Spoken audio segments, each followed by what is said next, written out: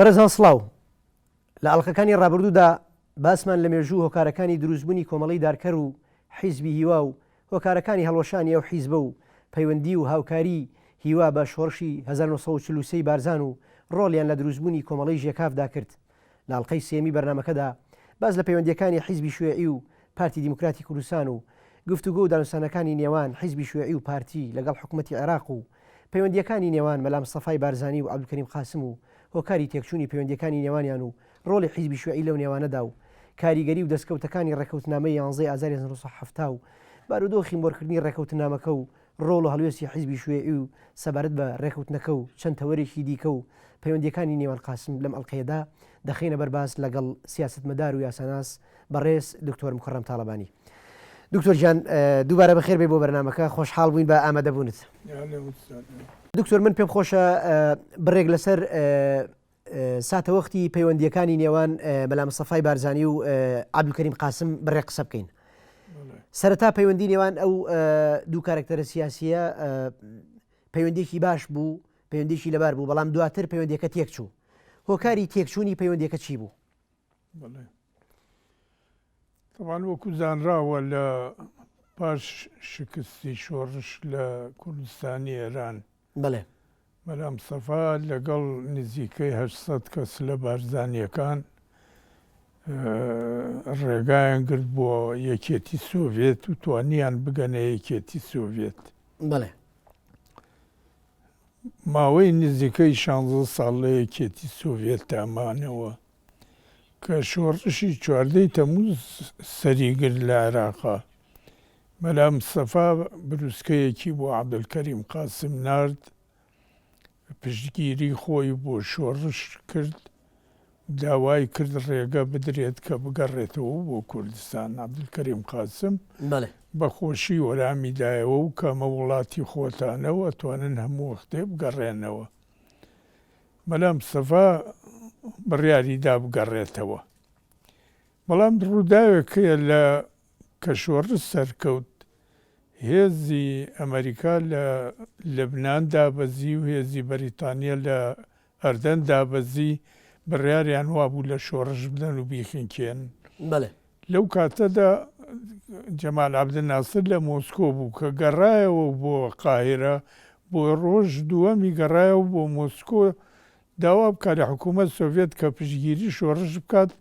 ڕێگە نەدرێتە ئەوەی کە لەلایەنە و دوو حکوومەتەوە شۆڕشی 14 تەمووز پێشێل بکرێ.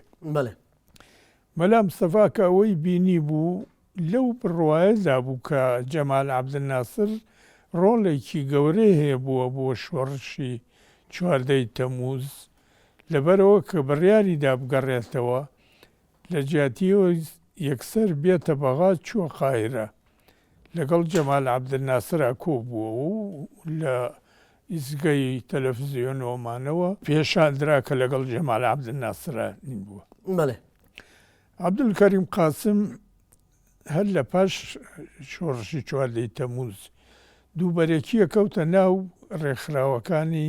ئەفسەرانی ئازاد لەسەر مەسەلەی یەکێتی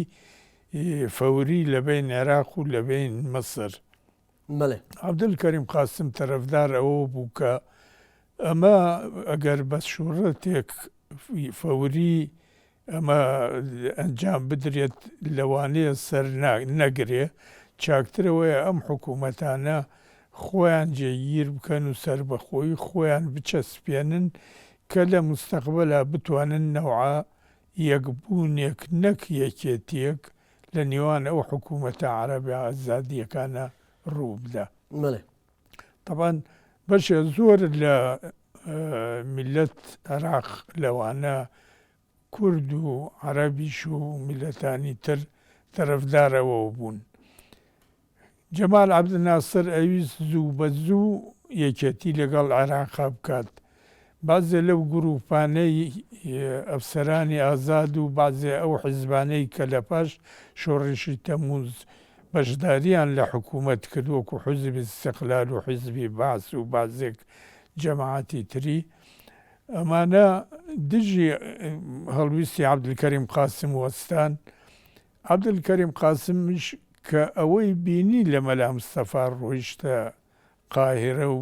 لە پاشەوە هاتە عێراق نەوە وەکۆڵێک گرژایەتیەکی بەرامبەر مەلا مستەفاین کرد. عەبدولکەریم قاسم تەبعەن ئەنانیەتێک حکمی هەبوو خۆی بە زعیمی ئەو حەدانە لە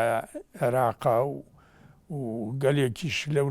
بابەتەوە پشتگیریان نەکرد. مەلا مستەفا کە گەڕایەوە میلەتی عێراق کورد و عەرەب و هەموو کەسێک زۆر بە گەرم پێشوازیان لێی کرد تا ڕادەیەک ڕۆژێک کامیل چادرچی تەکلیفێکێ لە کوردەکانی کرد کە بە مەلا مستەفا بڵێ سنوورێک بۆ ئەم پێشوازیە دابنێ چونکە ئەمە بێتە سەبەب حەساسیەتێک عەبدولکەریم قاسم بەرامبەری و فعلەن مەلا مستەفا بەینەوەی کاچێت سەردانێک ناوچەی کوردستانەکات بەغای بەجێهێچ و بە شار و شارچکەکانی کوردستانە سوڕایەوە گەڕایەوە لە پاشا هاتەوەین. بڵێ باشە دکتۆر ببوورە عەبدولکەریم قاسم بۆچی پێی ناخۆش بوو کە مەلا مستەفا چووە قاهیرە بۆ لای جەمال عەبدولناسر؟ ئایا گرژیەک هەبوو لە نێوان جەمال عەبدولناسر و قاسمە؟ نەخێر نەبووە ینی کێشەیەک وا گەورە لە بین مەلا مستەفا و قاسمە. لە بینی جەمال عەبدولناسر و قاسمە. بڵێ لە بینی جەمال عەبدولناسر و قاسمە ئەو کێشەیە هەر هەبوو. جەمال عەبدولناسر ئەویست زوو بە زوو یەکێتی لەگەڵ عێراقا بکات و عەبدولکەریم قاسم ئەویست ئەمە کە سەر ناگرێ و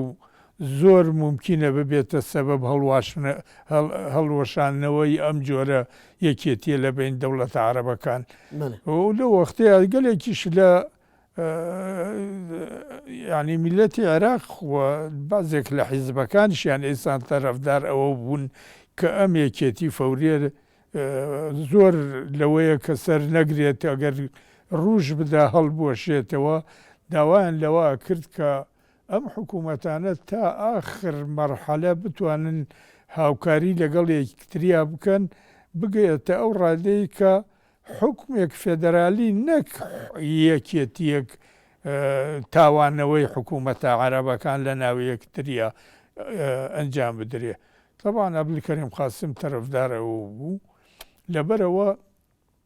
جەمال عەبدولناسر ئەو گوشارەی کە خستە سەر عێراق بۆ سەبەبەوەی دوو حیزب گەورە لە حکوومەت پاشەکشێ بکەن حیزب بەعس و حیزب ئیستیقلال و ئەو بەرەی نیشتمانیش کە لە بین حیزبەکانە ڕوویدا لە ساڵی 1956 ئەو بەرەی نیشتمانیش هەڵوەشایەوە لەسەر هەمان سەبەب هەمان هۆکار هەڵوەشایەوە بووە دوو بەرەیەکی قەومی کە تەرەفدارەوە بوون زوو بە زوو لەگەڵ دەوڵەتی میسرا یەکێتی بکەن. بەرەیەکێ تریش ئەحزابە دیموقراتیەکان لەوانە حیزب وەتەنی دیموقراتی حیزبی شیوعی پارتی دیموقراتی کوردستان تەرەفداری ئەوەیان نەکرد. وان نەبێت کە تەرەفدار ئەوە بن کە ئەبێت یەکێتیەکین بێ بەڵام نەوع حەساسیەتێ تری ڕوویدا ئەویش بازێک لە ئەندامان مەکتەب سیاسی هەیتا لەگەڵ مەندوبین حزب بەعس و حزب ئیستیقلالا کۆ بوونەوە عەبدولکەریم قاسم بۆ سەبەب نیگەرانیەک لە لای عەبدولکەریم قاسم بەرامبەر ئەوە. بازێ تریش ڕوویدا بازێ مەسایل ڕوویدا هەمسان بووە سەبەب ئەوەی کە نەوع حەساسیەتێکە بێ مەسەلەی تیرۆرکردن ئەحمەد ئاغای زێباری لەسەر هۆکارێک عەشایریەوە نەک مەسەلێک سیاسی. عەبدولکەریم قاسم ئەوەی پێ ناخۆش بوو و هەموو کەسێکیش ئاگادارە لەوە مەلا مستەفا دەستی لەوەیان نەبوو پێیشی خۆش نەبوو بەڵام قەزیە ڕوویدا بوو. ئەوانەی کە تیرۆریان کرد دەستگیر کران و لە دادگای مووسڵ حکم دران بە زیندانی هەتا هەتایی لە ڕێگای گواستنەوەیان بۆ بەندیخانەی بەغا جەماعەتێک لە بارزانیەکان لە ناو قتار ڕۆیشتن پۆلیسەکانیان چەک کرد و ئەوانەیان ڕزگار کردیان لە حکوومەت عەبدولکەریم قاسم ئەمەی بە یعنی شتێک یەکان سەر دژی حکوومەت حساب کرد لە ئەوەی شیلێک نادایەوە کە لە ناو بارزانیەکانە و شێخانی بارزان کێ تەرەفدارەوەی و کێ تەرەفدارەوە نەبووە هەمویانی بەوەی دانا کرد ئەوە بووە سەبەبەوەی نەوەین باشێتری لەگەڵ مەلا مستەفای ڕوودا مەلا مستەفاش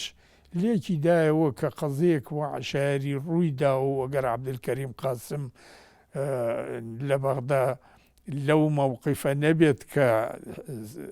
حیمایی مەلا مستەفا بکە مەلا مستەفا ناتوانێت لە شوێنێک و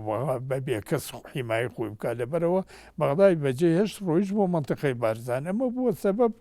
دابڕانێک لە بین عەبدولکەریم قاسم و لە بین مەلا مستەفا و پارتیدا باشە دەوترێ حیزبی شوێعیش ڕۆڵی هەبووە لە تێکدانی پەیوەندی نێوان قاسم و بارزانیە ئەمە چەند ڕاستە حزب شیوعی تەرەفدارەوە بوو کە پەیوەندی لەبین مەلا مستەفا و لەبین عەبدولکەریم قاسمە بتەوتر بێ گەلێکیش حەولیدا لەو ناحیەوە یعنی یەکێک لەوانە کە من بووم لەگەڵ هەندێک لە سەرکردەکان حیزبی شیوعی هاتووە مەلا مستەفامانە کرد و پەیوەندی لەگەڵ عەبدولکەریم قاسمە باش بێت و ئەگەر کێشەیەکە بێت لە نێوانیانە بە سوورەتێک ئاشتیانە حەل ببێ تەرەفدارەوە بۆ حیزب شیوعی چونکە کە پشتگیری حکوم عەبدولکەریم قاسمیە کرد پشتگیری تەنها بە حیزب شیوعی کافی نەبووە وایە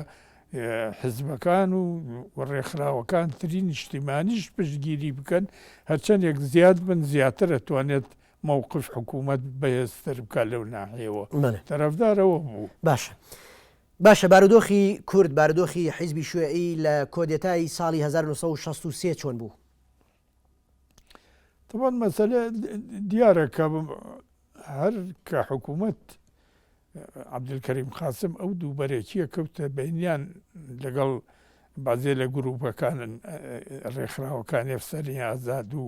بازێک لە پارتیەکان گەلێک جەماعەت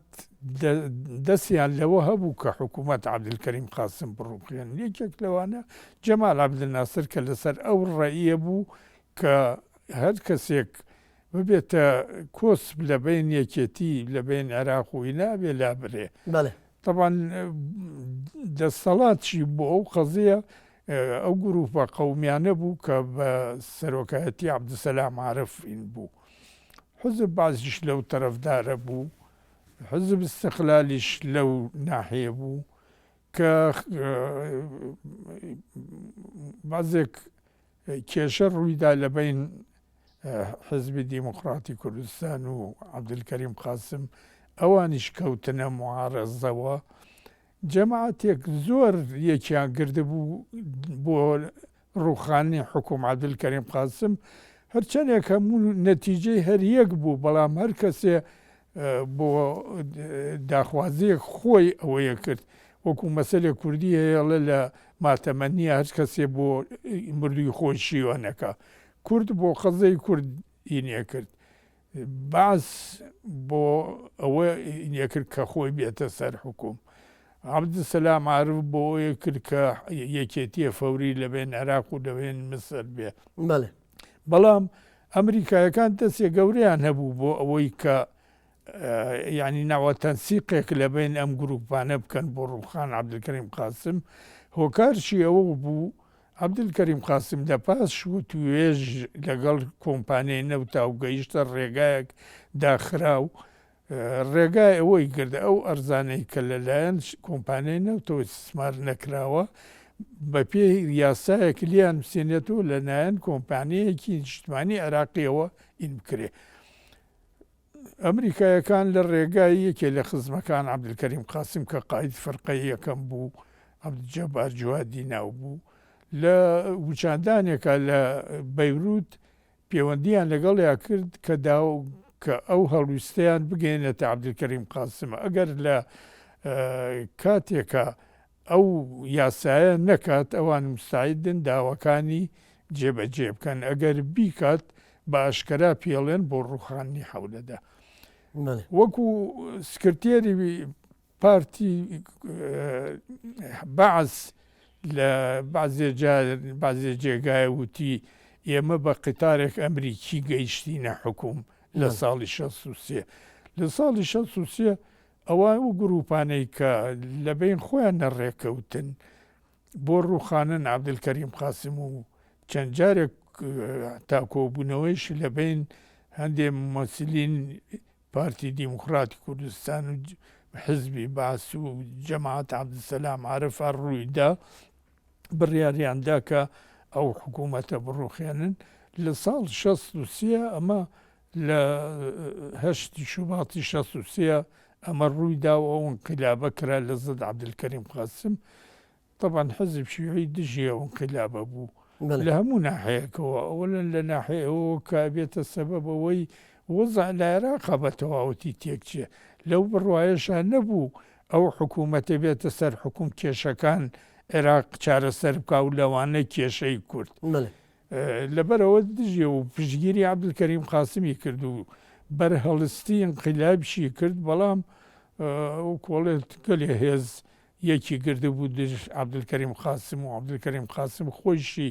لە پاش ساڵێ لە حکومە لەگەلێک کشتا پاشەکشەی کردبوو لە جەماوەر دوور کەوتووە و جەماوەر ئەو حەماسەی نەبوو بێت قوربانی بدا بووە پاراستنی حکوم عەبدولکەریم قاسم بووە سەبەب ڕووخانی و کوشتنی عەبدولکەریم قاسم و هاواڵانی. زۆر باشە. باشە ڕۆڵی دکتۆر مکەڕەم تاڵەبانی و حیزبی شوێعی لە ئینشیقاقی ساڵی 1964 نێوان باڵی مەکتەبی سیاسی و سەرکردایەتی پارتی چی بوو؟ ڕۆڵی ئێوە لەو هەڵوێستی ئێوە چی بوو لەو ئینشیقاقە؟ خۆی هەڵویستی مەبدەیی حزب شیوعی دایمان ئەوە بووە لەسەر ئەساس بە عەرەبی ئەڵێت قەو تەنظیم حزبكم قەو تەنظیم الحركة الوطنية یعنی ڕێکخراوی حزبتان بەهێز بکەن و ڕێکخراوی بزوتنەوەی وەتەنی بکەن چونکە لە بزوتنەوەی حرەکەی وەتەنی و ئازادبوون حزب شیوعی بەتەنیا نییە گروپانتر و ئەحزابی تر هەیە هەرچینێک ممەسیل خۆی هەیە لەبەرەوە بە هاوکاری لەگەڵ هەموو ئەوانەیە یاڵا توانرێت ئەو ئامانجانەی کە لەسەری ڕێکن ئەنجام بدرێ. مووقف حزب شیوعی ئەوە نەبوو کە حزبی وەکو پارتی دیموکرات کوردستان پارچە پارچە بکەوێتە بەینیەوە و لاواز بێ بەعەکسەوە ئەویست ئەو نەوعە کێشانە کە لەناو ئەو حزبانەیە ڕووەدات کە شتێک ئاساییشە نەک بڵێ شتێک زۆرین لە بە ئسلوبیە دیموکراتی لەناو حزبە چارە بکرێ نەک ببێتە سەبەبەوەی کتلەیەک جیابێتەوە دووبەرەکی بکەوێتە بینیان و تا حەدێک چەک هەڵگرن بەرامبەر یەکتری بکەن لەبەرەوە مووقفی ئەو کە ئەو کێشەیە لەناو حزبە حەل بکرێتەوە ئەمە کێشەیەک ناوەندی حزبە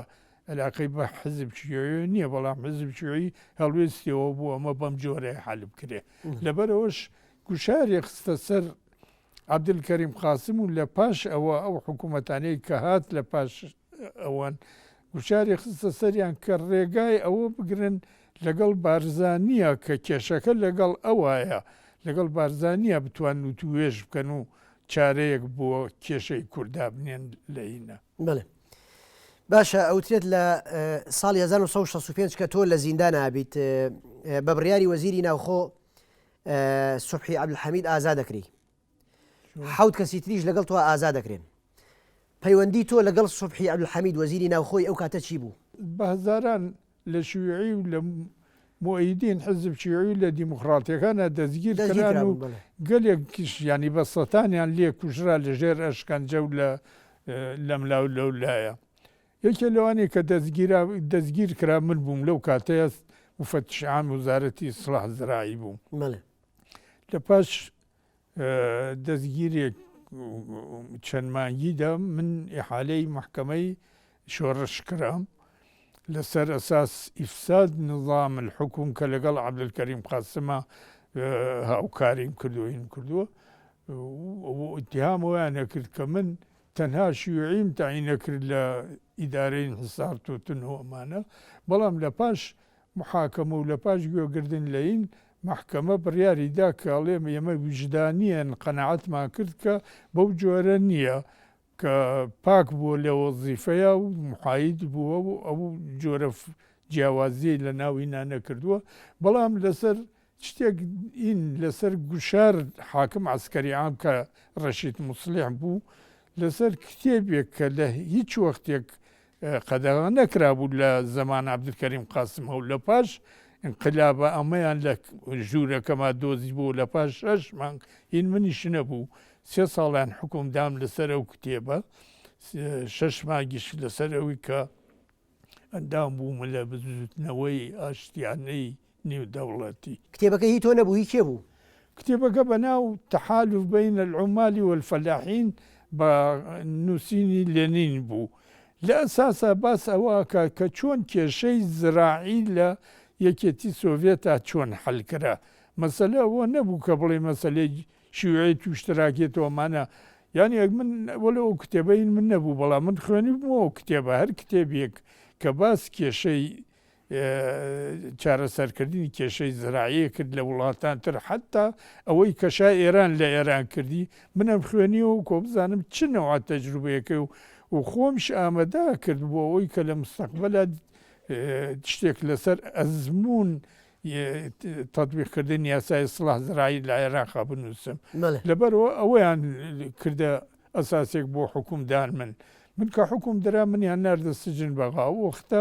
منیان بە سیاسی ئەتیبار کرد نەک باین ئەو وەختە ئەحمەد محەممەدی هەیە کە وەزیر داخلی بوو ئیبراهیم کوبەکە